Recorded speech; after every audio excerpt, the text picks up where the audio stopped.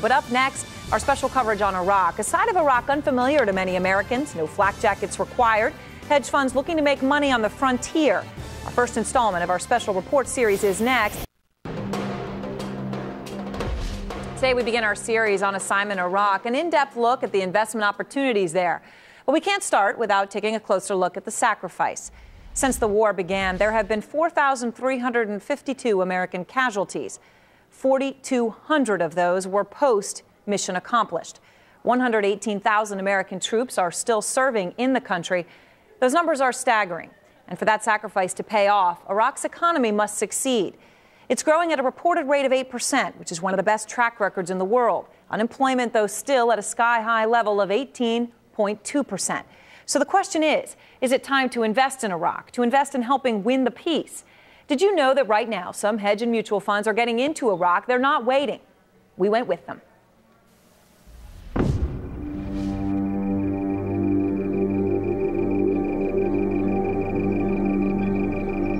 This is the Iraq few Americans get to see. Sites taken in by a group of hedge funds, mutual funds, and private equity pros who are ready to invest in one of the most dangerous places in the world.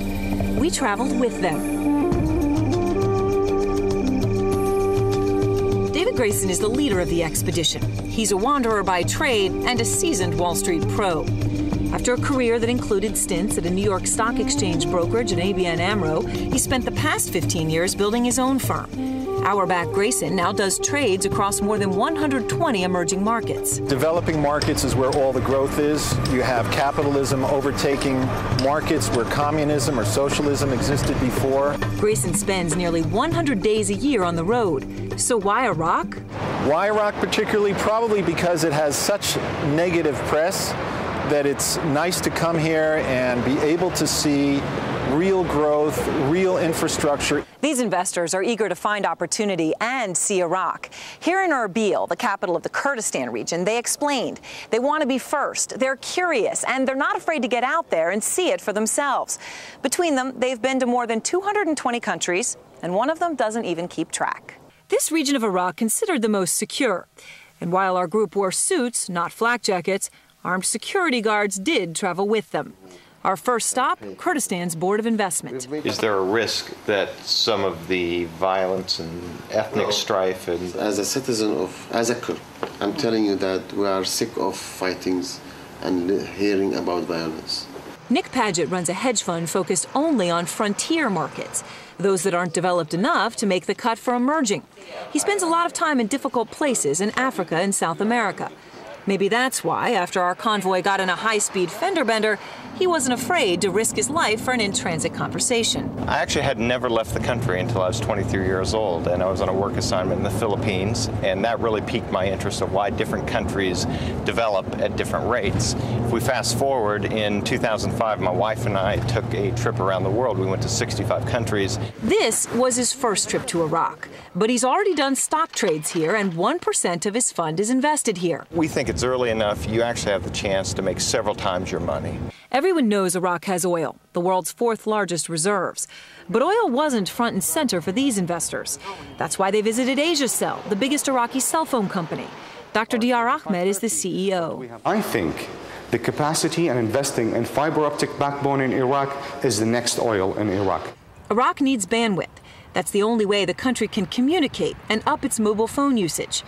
Right now, only 65% of the population has cell phones, compared to a normal rate in the region of close to 100%. Mobile communication is very promising in Iraq and penetrating very fastly. Our group was impressed by management at AsiaCell, but their BlackBerries didn't work in Iraq, and everybody wanted to know when that would change. The answer? Within a year or so. But to achieve that, AsiaCell needs capital. David Robbins of mutual fund giant TCW manages more than $1 billion. We're always looking for new markets and new opportunities globally. Over lunch of minced onion and lamb kebabs, he tells me that AsiaCell's potential is so vast that if it went public, it would instantly double the total market value of the Iraqi stock exchange. The market's small right now. It's only a $2 billion market cap. Iraq is still a long way from the New York Stock Exchange.